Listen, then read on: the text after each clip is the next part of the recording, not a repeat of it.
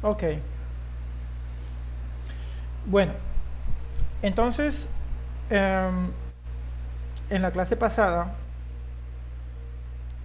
em, vimos lo que son los instrumentos de medición de presión, pero mecánicos. Hoy vamos a iniciar con los electrónicos. Entonces, decimos que los medidores de presión electrónicos o manómetros digitales son dispositivos que usan sensores para convertir la presión de un líquido o gas en una señal eléctrica, la cual se muestra digitalmente en una pantalla. A diferencia de los manómetros mecánicos, estos instrumentos ofrecen mayor precisión y funciones adicionales como registro de valores mínimos, máximos, cambio de unidades y pueden integrarse en sistemas de control. Son esenciales en aplicaciones industriales por su fiabilidad, estabilidad a largo plazo y capacidad de adaptación a condiciones operativas rigurosas. Otra de las características es que eh, los manómetros mecánicos hay unos que vienen inmersos en glicerina y otros que no. Los que vienen inmersos en glicerina vienen un poco más protegidos por algo que se llama, por ejemplo, para lo que es para el agua, existe algo que se llama el golpe de ariete. Para un eventual golpe de ariete, si tú tenemos un manómetro que no está inmerso en glicerina, se puede dañar. De hecho, eh, como nosotros vimos, eh, el manómetro mecánico, la aguja está directamente unida al tubo de Bordeaux. Entonces, lo que entra enseguida, eh, la aguja se mueve. En cambio, si está inmerso en glicerina, la aguja poco a poco se va moviendo hasta llegar al punto de presión indicada. Entonces, eso no ocurre con los manómetros digitales, porque no tienen, ellos simplemente eh, captan la presión mediante el sensor, se convierte en una señal, no importa que sea un pulso, y ese pulso es eh, acondicionado mediante el acondicionador de señal y muestra el resultado. No hay necesidad, no, de hecho ya está, por ejemplo, ya se sabe, por ejemplo, que si tenemos el sensor y necesitamos manejarlo, ya sabemos que la mínima señal es 4 miliamperios y la máxima señal son 20 miliamperios. Sobre ese parámetro no se puede pasar. Por lo tanto, no podemos tener valores en este caso de corriente altísimo porque que lo puedan dañar, porque ya nosotros sabemos de antemano cuál es el valor que podemos tener, independientemente que suframos una sobrepresión, el sensor o el equipo me va a mostrar el máximo sin necesidad de que se pueda dañar.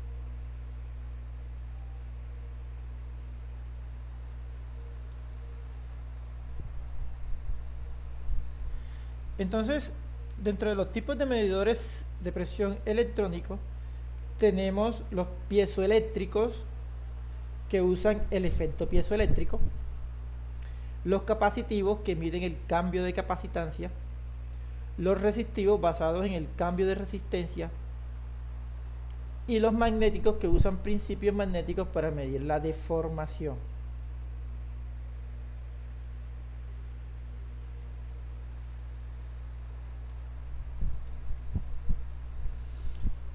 Entonces aquí tenemos en la imagen un sensor de presión resistivo que consiste en una membrana fabricada con materiales conductores eléctricos, los cuales al ser sometidos a una presión se deforman, cambiando el valor de la resistencia total del circuito. El valor de la resistencia es proporcional a la deformación de la membrana. su principal aplicación se da a través de las galgas extensiométricas. Pues las galgas extensiométricas, ¿sí me escuchan ahí?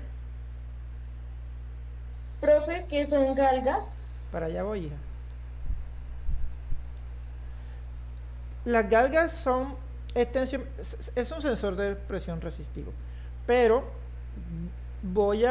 o sea, se les llama así. Pero ¿dónde se utiliza? Y nosotros lo vemos, pero desafortunadamente no sabíamos. Ustedes saben que después de los peajes siempre hay unas básculas con lo que miden el peso de de los camiones, pues digamos los que sí, de los tractomulas, de los camiones y todo eso. Entonces, una forma de medir el peso es utilizando un sensor de presión. ¿Por qué?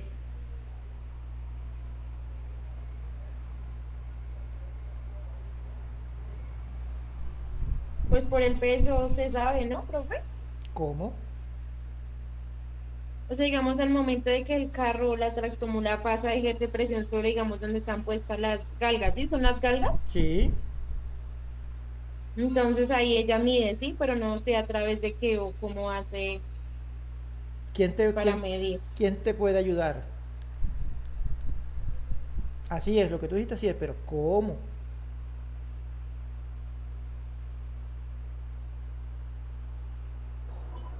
Profe, lo que pasa es que esos sensores están diseñados para cierto peso de las mulas de carga.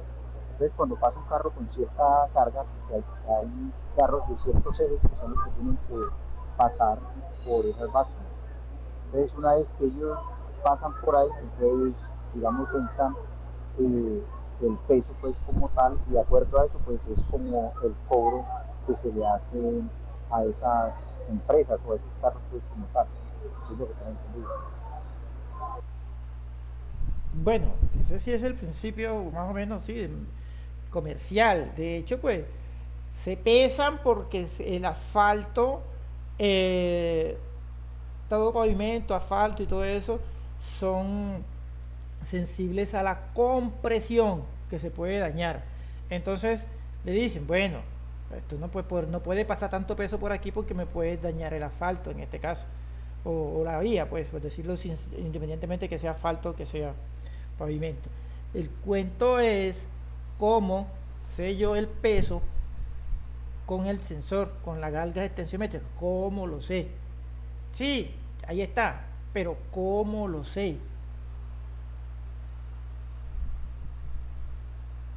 Hay un principio físico del cual yo puedo saberlo. Profe, no se tiene que ver con la parte de la masa con respecto a la cantidad de comprensión que hacen de. Pero un momentico.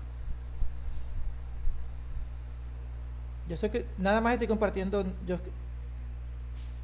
¿Ustedes me logran ver mi pantalla? No, solamente ven el,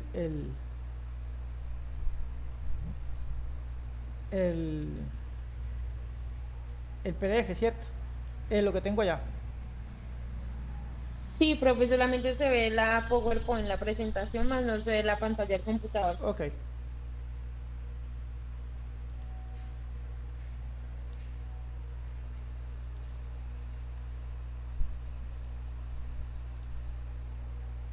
Ahora sí me ven. El mouse. ¿Vieron la rayita?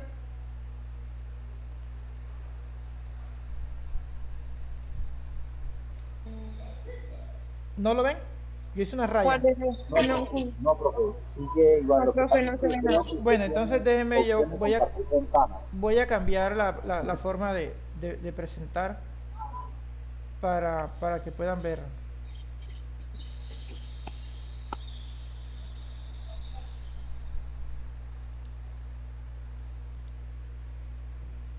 Ah,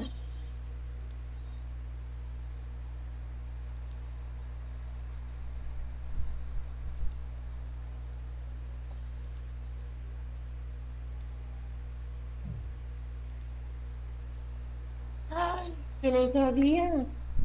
O sea, yo no leí. Vean, teoría para peluquería y cabello. Ah, espera. Ahora sí ven la rayita que hice.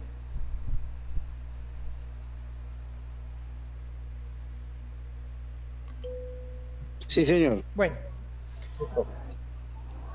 resulta que nosotros dijimos que la presión era igual a ¿qué?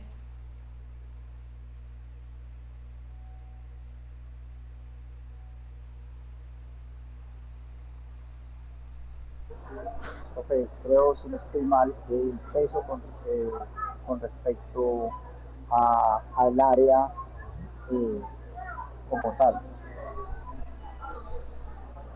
A la fuerza por unidad de área, ¿cierto? Sí, señor. Entonces, yo allá tengo una fuerza y tengo un área. ¿Cuál es el área? En mi báscula yo tengo un área determinada, ya esa es constante, ¿sí o no?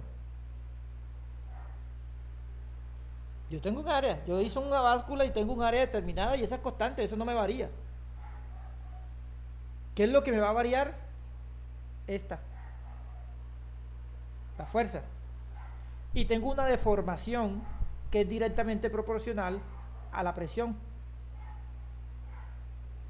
Entonces, dependiendo de la deformación, como que me está diciendo, que se va con materiales conductores, los cuales son, al ser sometidos a una presión, se deforman cambiando el valor de la resistencia total del circuito.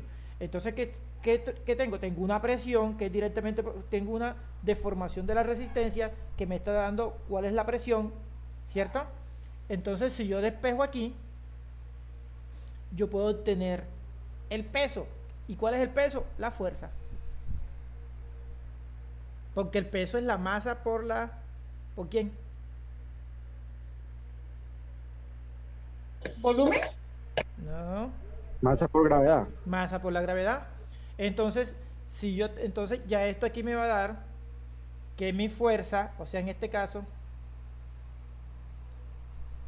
mi fuerza, que es el peso, es igual a la presión por el área. Esto lo obtuve cuando el camión se montó. Esto es constante. Y tengo enseguida el peso del camión. Ya eso se programa, ¿sí? Y te va a dar un valor. Entonces fíjense cómo nosotros estamos controlando el peso mediante una presión. En este caso, no es que estamos controlando, estamos visualizando, pues. Entonces, si fuéramos a controlarlo, eso se llama un control. Ahí se me fue. Se me fue el nombre. Ustedes me disculpan. Se me acaba de ir.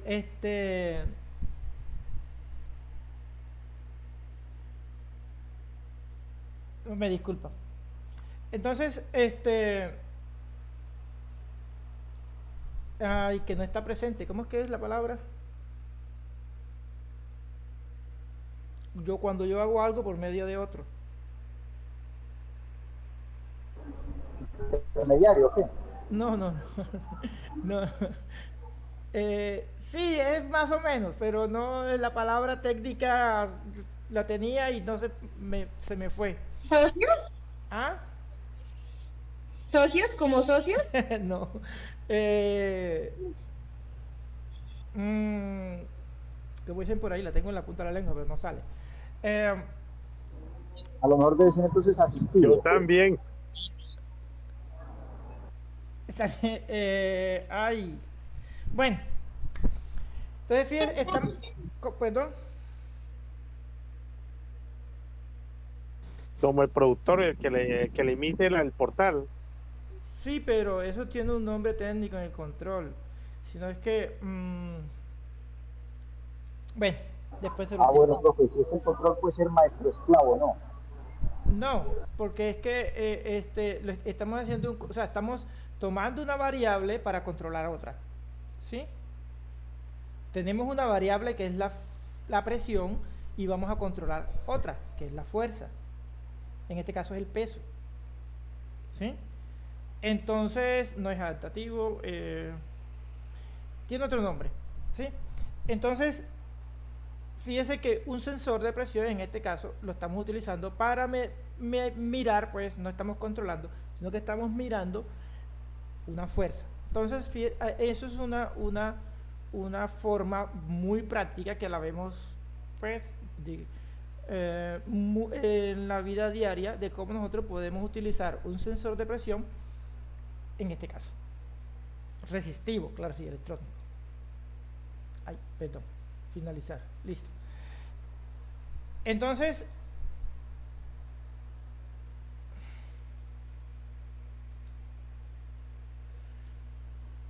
existen también los otros sensores que son los piezoresistivos. El funcionamiento es similar al de los sensores resistivos, pero se diferencia en el uso de materiales semiconductores para la fabricación de la membrana. Consta de una membrana en su mayoría de silicona con galgas extensiométricas integradas, o sea, ya este es más robusto, que miden la expansión causada por la aplicación de presión. Es similar, y fíjense que aquí está dibujado, o sea, el principio es el mismo, y y esto es como si fuera, están dibujando acá digamos como una báscula, algo así. Entonces, estos medidores de tensión generalmente de presión se conectan en un circuito de puente de Winston. El circuito de puente de Winston son 4 resistencias con una en la mitad. Eso se utiliza mucho en instrumentación para reducir la sensibilidad y aumentar la señal, pero no se sale o sea, explicarlo acá se sale del curso. Entonces, ya nos estamos metiendo un poco con lo que se llama la instrumentación electrónica, pero a grosso modo pues es similar en los piezométricos fíjese que utilizan el principio también de los resistivos. Entonces, a manera de información, no nos vamos a meter con este señor porque entenderlo nos llevaría a la electrónica, que es la instrumentación, cosa que se sale del curso. Entonces tenemos también los instrumentos de medición de presión capacitivos, que utilizan una membrana con 2 capas metálicas que conforman un condensador. El valor de la capacitancia del condensador varía en función de la deformación de las membranas. Como podemos ver aquí, entonces, cuando el agua le hace presión acá por la profundidad, estas membranas aquí se acercan o se alejan. Al acercarse o alejarse, se cambia la capacitancia. Entonces, fíjense que aquí también la capacitancia puede ser directamente proporcional a la presión ejercida sobre las placas. Hay otro circuito que, dependiendo de la capacitancia, recuerda que vamos a tener unos valores de voltaje entre las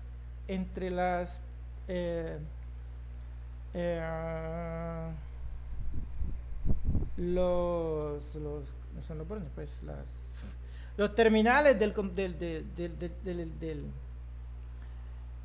capacitor. Entonces eso me va a dar un valor de lo que es la presión. Y como nos estamos dando cuenta ahí, se puede también medir lo que es el nivel, ¿sí? El nivel del líquido. Recuerde que cuando más profundo vamos, la presión aumenta o disminuye.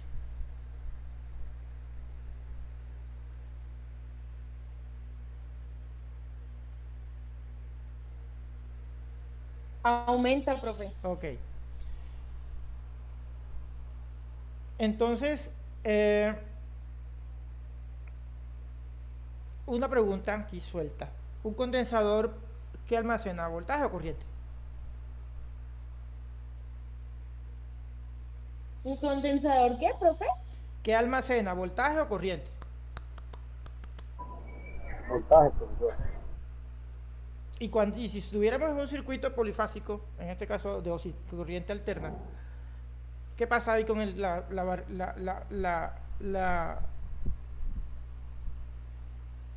la onda de voltaje y la onda de corriente? ¿Siguen en fase o hay un desfase?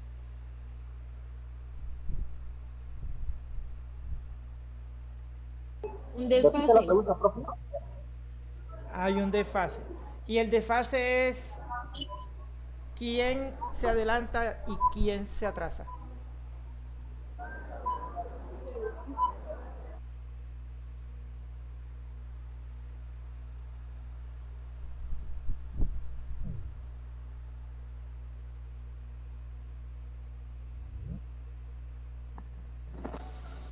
Creo que el desfase ahí, profe, es que se adelanta es el almacenamiento del voltaje con respecto a la corriente que está en desfase de un tiempo. Si yo estoy, si yo estoy almacenando voltaje, ¿quién es el que se me está quedando?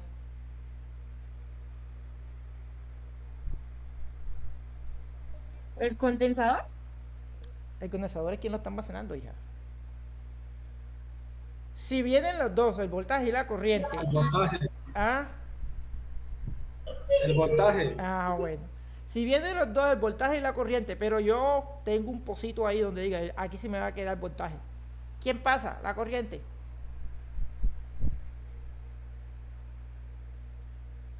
Y el voltaje se me queda un poquito hasta cuando ya rebosa y se fue. Entonces, un condensador, el voltaje se atrasa con respecto a la corriente. Ojo con eso.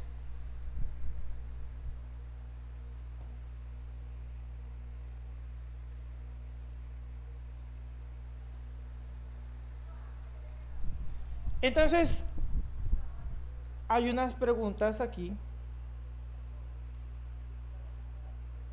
que podemos ir, por ejemplo, ¿cuál es la unidad fundamental de presión en el Sistema Internacional de Medida?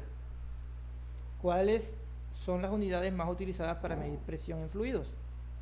¿Cuáles son las denominaciones para los tipos de presión según el medio? ¿Cuáles son los métodos de medición de la presión? Según el método de fabricación o construcción, existen diferentes tipos de medidores de presión. Relaciónelos. Esas preguntas para la próxima clase las voy a hacer. Profe, una pregunta. ¿Las diapositivas son para realizar alguna actividad de la ¿Cómo? que si esas diapositivas son para realizar una actividad de la Sí, hay unas actividades allá que ustedes recuerden que yo doy la clase y hay unas actividades que ustedes deben hacer. Por lo general, las clases están relacionadas con las actividades. En la clase pasada yo digo que yo prácticamente no voy directamente para que ustedes cómo tienen que hacer la actividad, porque las actividades son muy explícitas, sino que las clases les da una idea de cómo pueden hacer las actividades. ¿Estamos? Ah, profe, una pregunta. ¿Usted ya compartió las diapositivas que estaba explicando las clases anteriores? No, yo no comparto ninguna diapositiva, en las clases están. Y está el material de Es que formación. se queda guardada en la clase, ¿no? Sí, claro, Claro, queda guardada en el video, pues desde ahí uno por se supuesto. enuncia para saber cuál es. Así es.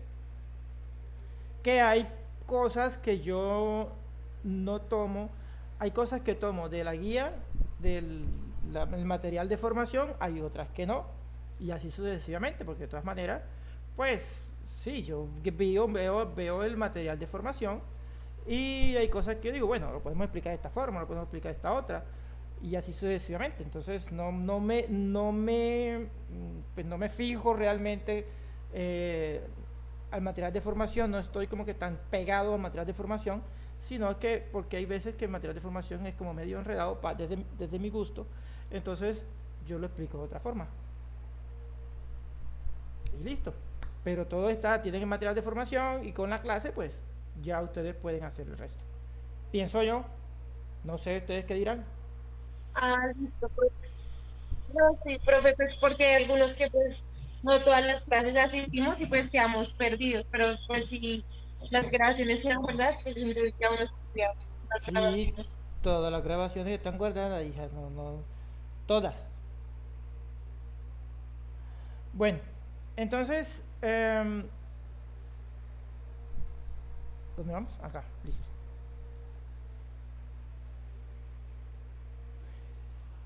Dejamos entonces de lado lo que es la presión y empezamos ahora a mirar lo que es la temperatura.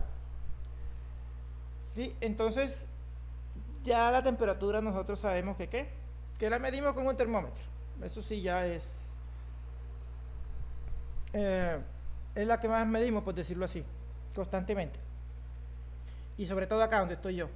Entonces, si se define como una magnitud física que expresa el grado de ausencia o presencia de calor de un cuerpo o del ambiente, se puede realizar la medición en 3 escalas distintas: grados Kelvin, grados Celsius y grados Fahrenheit. Nosotros utilizamos acá Celsius y los ingleses y los estadounidenses utilizan Fahrenheit. ¿Por qué? Porque a ellos les da la gana.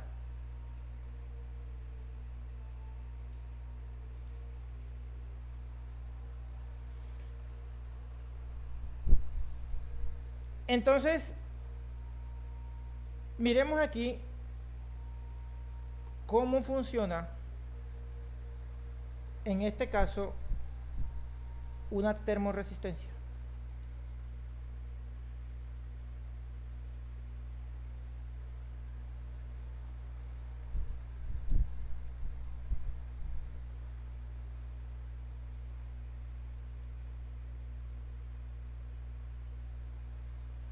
¿Esto qué le pasó?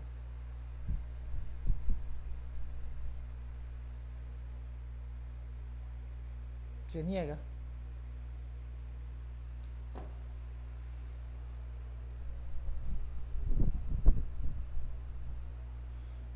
Bueno, no quiso correr el video, sigamos entonces. Miremos entonces ahora lo que es la escala Kelvin. Dice que conocida como la escala absoluta, usualmente utilizada en el área científica por una serie de características, por ejemplo, por su cero absoluto, es decir, la temperatura en la que los átomos y las moléculas presentan la menor energía térmica posible.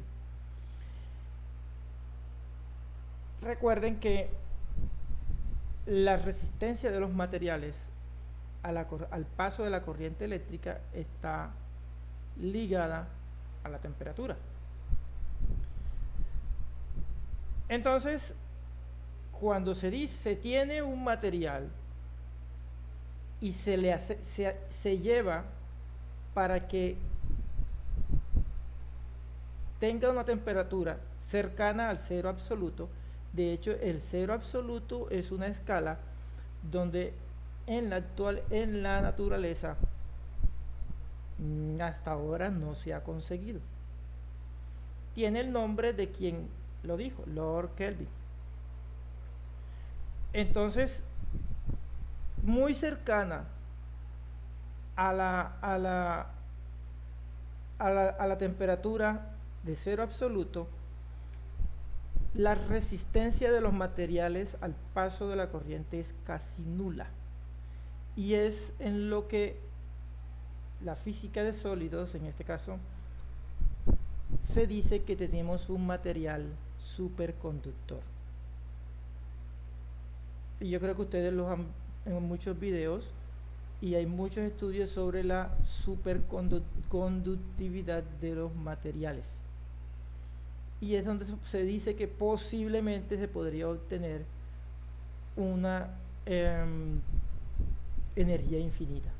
En la actualidad pues, no se ha llegado allá. es muy costoso tenerlo, pero en experimentos en los laboratorios se ha llegado cerca al cero absoluto, y por eso tenemos a veces que ven unos experimentos donde, por ejemplo, por lo general se utilizan el magnetismo mediante una corriente, y empieza algo a elevarse y a estar ahí durante mucho tiempo mediante una temperatura controlada. Entonces, en esta escala el punto de fusión del agua se da a 273 grados Kelvin, y el de ebullición es a 373 Kelvin. Las diferencias de escala están relacionadas entre sí, por lo que una variación en esta implica una variación en las demás. Entonces, más que todo eso se utilizan es desde el punto de vista científico, y hay una relación de cómo puedo pasar de Kelvin a centígrados, y de centígrados a Fahrenheit, de Fahrenheit a Kelvin, y así sucesivamente. De hecho, creo que de grados centígrados a Kelvin grados Kelvin es igual a grados centígrados más 273.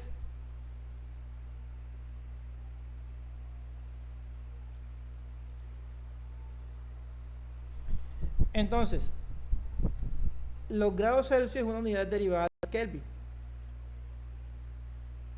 Esta escala se toma en cuenta el cero como un valor de fusión del agua, mientras que el punto de ebullición del agua corresponde a 100 grados centígrados.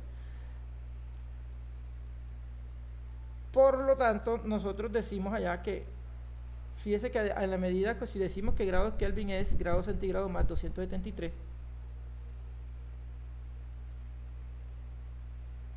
y el de ebullición, si nosotros nos vemos aquí, la diferencia de estos dos, ¿cuántos son? Son 100, entre este y este. Y es lo que tenemos aquí, esos 100, entre 0 y 100. Y aquí lo tenemos, por ejemplo, en nuestros termómetros. Nuestro 0 es como si tuviéramos 273 Kelvin, por decirlo así.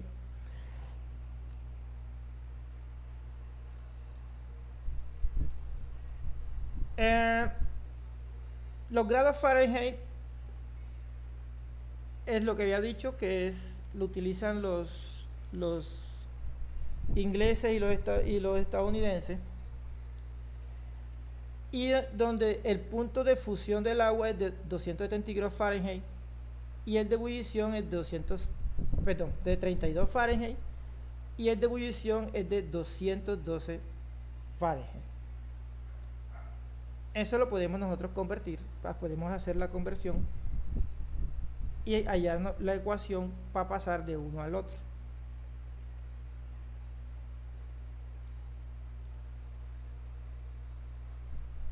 Entonces, en esta tabla tenemos las ecuaciones de cómo nosotros podemos pasar entre diferentes escalas. Por ejemplo, de Celsius a Fahrenheit es 9/5 de grado centígrado más 32. Viceversa, es 5/9 de grado Fahrenheit menos 32. De Celsius a Kelvin, lo que les decía, grado centígrado más 273. Kelvin a Celsius, Kelvin menos 273. Fahrenheit a Kelvin. Aquí fíjense que este es los grados Fahrenheit, que lo sacamos de los Celsius y le sumamos 273, y de Kelvin a Fahrenheit lo sacamos de los Celsius y le sumamos 32.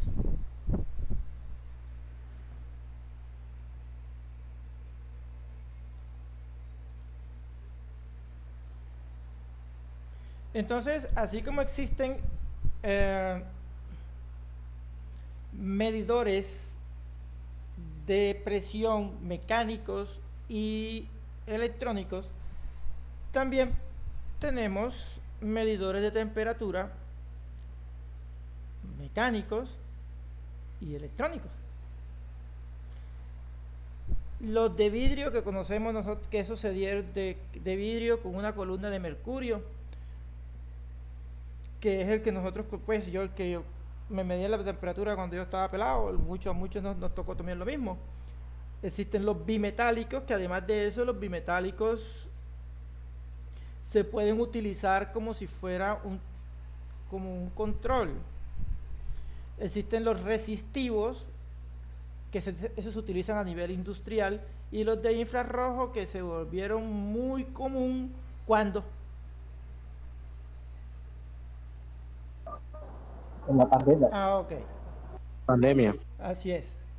Entonces, de hecho, el infrarrojo fue el que dio base para que se desarrollaran muchas matemáticas, y dio la base para que se desarrollaran algo que se llama las transformadas de Fourier, y para que se desarrollara la mecánica cuántica, porque se empezaron a estudiar por qué los materiales, en este caso los metales, se ponen rojo cuando los calientan. Entonces, de ahí fue que se empezó a desarrollar, y dijo nuestro amigo Lord Planck que eran por cuantos de energía, y desde ahí empezó toda la física a desarrollarse. Entonces, los de vidrio son los que por lo general tenían por dentro. Mercurio. Yo voy a decir que el único viejo aquí soy yo. Ok, sí, mercurio. Entonces, los bimetálicos es como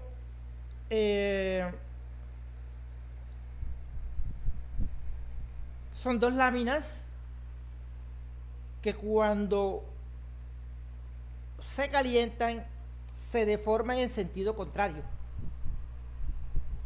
Supongamos, nosotros las unimos horizontalmente, una encima de la otra, y están bien unidas, y cuando empiezan a calentarse, se deforma, si están horizontal, una se deforma hacia arriba y la otra hacia abajo. Y nos da un indicio de que algo está caliente. Por lo general, nosotros lo utilizamos, pues la electrónica o la eléctrica lo utiliza donde ustedes ven algo que nosotros podemos utilizar esa clase de medición de temperatura. Ahí las estamos midiendo, más o menos, porque ya en material nosotros sabemos a qué temperatura, de antemano sabemos a qué temperatura se tiene que abrir, por decirlo así. Entonces, si yo quiero controlar algo para que no me pase de cierta temperatura, ¿dónde podemos verla? Y yo sé que ustedes la ven todos los días, o casi todos los días.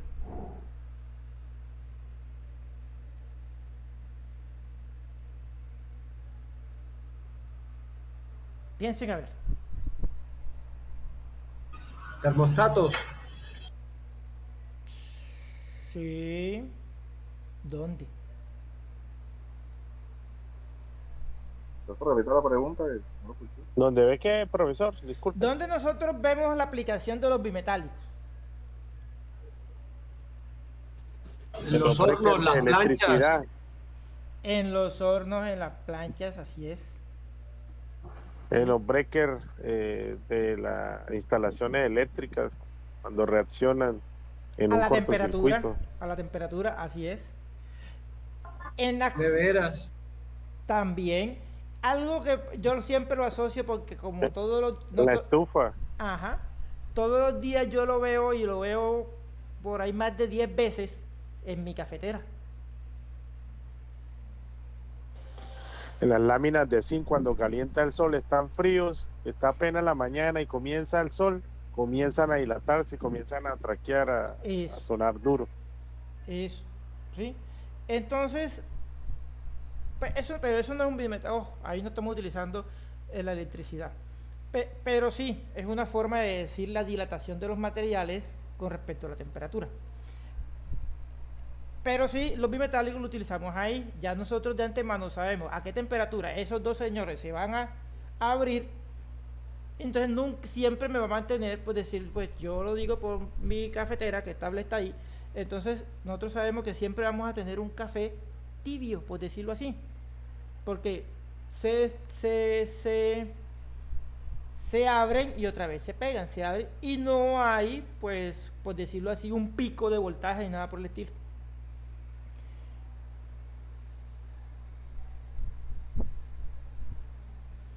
Entonces, aquí tenemos nosotros nuestro termómetro Entonces dice que se compone de un depósito fabricado en vidrio que contiene en su interior un elemento que al ser expuesto al calor se expande y sube al interior del depósito.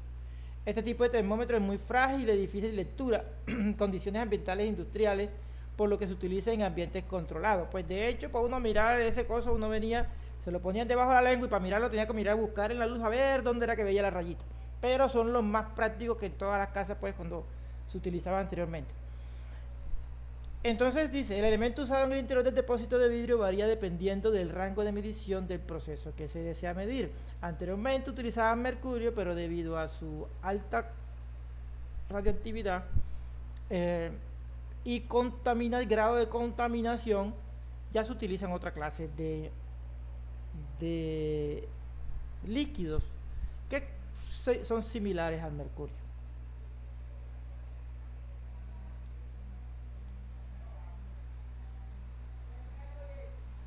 Y fíjese que aquí tenemos otro termómetro bimetálico.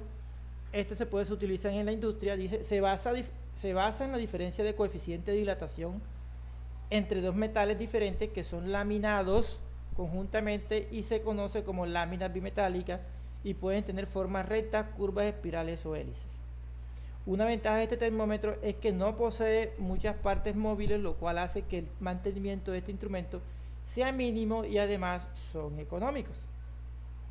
Aguanta el uso y el abuso, por decirlo así.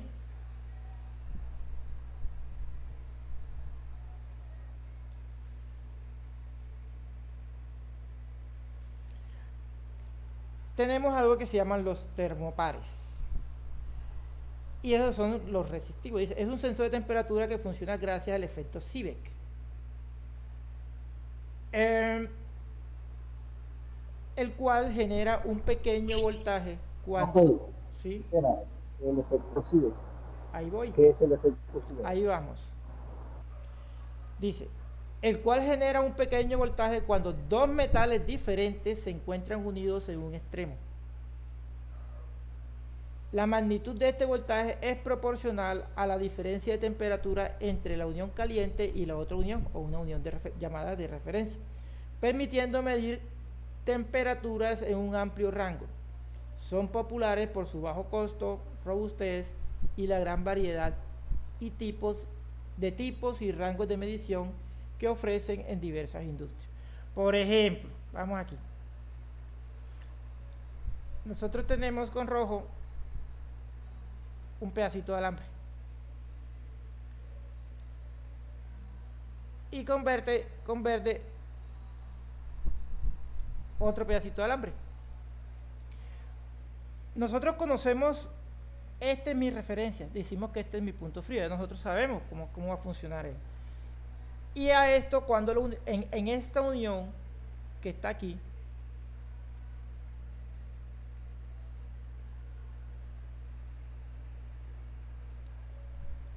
esta unión de aquí, cuando nosotros le ponemos por decirlo ahí, lo calentamos, se va a generar una corriente. Esta corriente se dice que es directamente el voltaje es proporcional, perdón, no es una diferencia de potencial. Es proporcional a la diferencia de temperatura entre estos dos cables que están acá. Entonces, los termopares se clasifican con una letra y se diferencian por el rango de temperatura. Se le dice efecto Seebeck porque Seebeck fue un suizo que se dio cuenta de que esto pasaba. Entonces, fíjese que tenemos los se llaman termopares o termocuplas. Son muy utilizadas en la industria. Y están pues clasificadas por letras J, K, E y T. Tenemos un rango de temperatura de cada una y tenemos los materiales que conforman mi termocupla. Por ejemplo, el tipo J mide de 0 hasta 750 grados. O sea, dependiendo la aplicación que yo necesite, escojo mi termopar o termocupla. Y el material de que está hecho es hierro constantán. Entonces, mi termocupla tipo K tiene un rango de medida de menos 200 hasta 1250 grados centígrados. El material es cromel alumel. El tipo E es de menos 200 hasta 900. Los materiales son Cromel, Constantan. Y el tipo T, mi rango de medida es de menos 250 hasta 300. Y el material es cobre, Constantan. Entonces, con esos rangos de medida que yo tengo ahí, yo puedo medir, lo puedo utilizar para qué sé yo, para pasteurizar leche.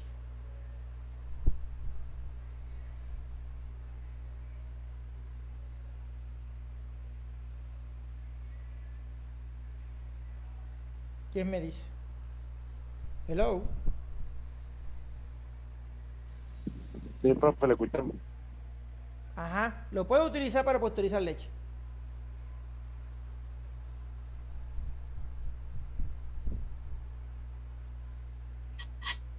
¿Para qué, profe? Pasteurizar leche.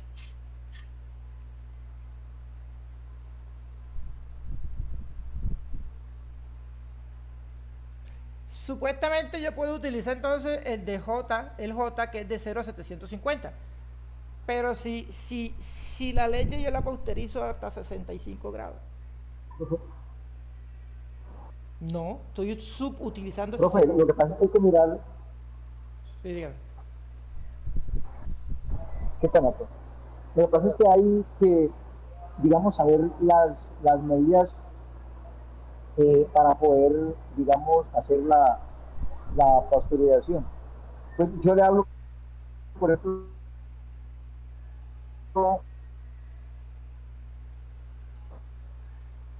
No se escucha.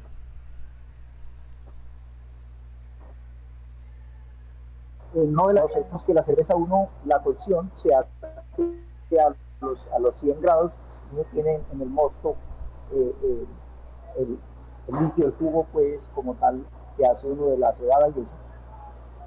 Y una vez uno lo baja de ahí, que le hace, hay un proceso que se llama efecto corona, que uno que hace es uno la pasteuriza y tiene que bajarla de una vez a entre 2 y 3 grados, ¿cierto? Tiene que hacer ese choque inmediatamente. Ajá. Entonces, la leche, pues, de acuerdo al rango donde se debe pasteurizar, porque tiene que tener el rango, pues, si dice, bueno, puede tener, digamos, la pasteurización de la leche debe ser, por decirlo así, de temperatura ambiente, que es ella, supongamos, unos 30 grados, pasarla inmediatamente, digamos, a menos 5, a menos 6. Entonces ya hay que mirar, pues en ese caso, digamos, no nos serviría el J, pero pues ahí podríamos trabajar con un tipo de, por ejemplo, que está entre el rango de menos 200 a 900, ¿cierto? Entonces eso también depende. O si dice no, se puede de 30 grados a los 4 grados, obviamente el J no va a servir, porque eso está en el rango. Entonces, es de acuerdo al rango en que se haya pasteurizar un termómetro, de termopar, en ese caso, estamos hablando. Pues, independientemente del rango, por lo general nunca vaya a pasar de 100 hacia arriba. Y hacia abajo no puedo darle un golpe muy bajo porque todavía la voy a congelar. Entonces, un termopar yo no puedo utilizarlo para eso. Tengo que coger otro. ¿Sí? A eso voy. Los rangos de medida de los termopares son a nivel industrial, pero muy grandes. O sea, es como sí, yo tengo algo, pero entonces como si yo tuviera pues una pesa para medir arrobas y voy a medir una libra. Voy a pesar una arroba, entonces voy a pesar una libra. Entonces o sea, no está subutilizado. De hecho, no sé si los rangos den, pero no es lo más adecuado. Para eso existen otros equipos que nosotros podemos utilizar para poder medir la temperatura y poder pasteurizar leche, porque esos rangos son muy pequeños con respecto al rango de medida del termopar. Sí, Profe, sí, diga. en este caso, si estamos hablando de industrial, podría ser un ejemplo la producción de amoníaco. Ese sí. Ese sí. Bueno, sigamos entonces.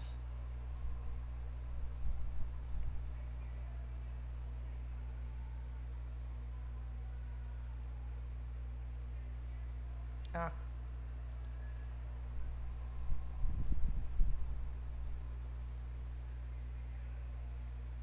Entonces aquí miremos cómo funciona un termopar. Otra vez. No me deja.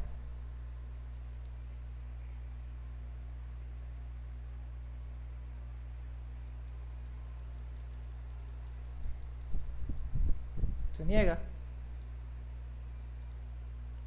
Bueno.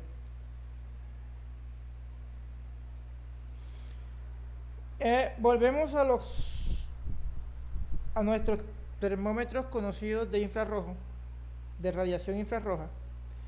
Y esto puede medir la temperatura sin tener contacto físico, basado en los principios de la ley de Stefan Wolfman, lo cual establece que todas las superficies irradian energía, aumentando proporcionalmente a la cuarta potencia la temperatura absoluta de un cuerpo.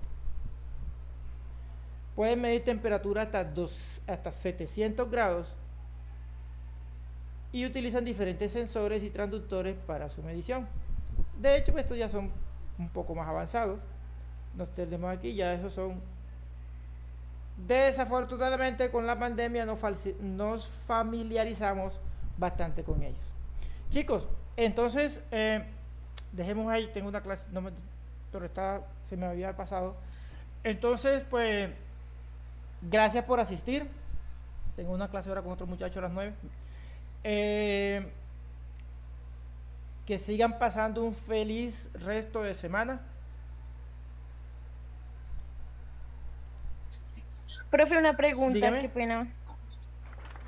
¿Qué trabajos tenemos que tengamos que presentar recientes? La verdad, yo no he podido entrar a la plataforma, que ha estado bastante bien. Pueda Juan Felipe hable. Profe, lo mismo que a veces le pregunto ahí por WhatsApp relacionado al tema de laboratorio, el informe del voltímetro, multímetro, el laboratorio que no se podía hacer porque la plataforma no tenía acceso por el SENA. Sí, yo estoy organizándoles eso para que lo muestre. Todavía usted, el módulo de ustedes todavía les falta bastante, así que no, por eso me he demorado un poco porque estoy con otros grupos. Pero ya yo creo que no debe demorar para que ustedes hagan ese laboratorio. Oye.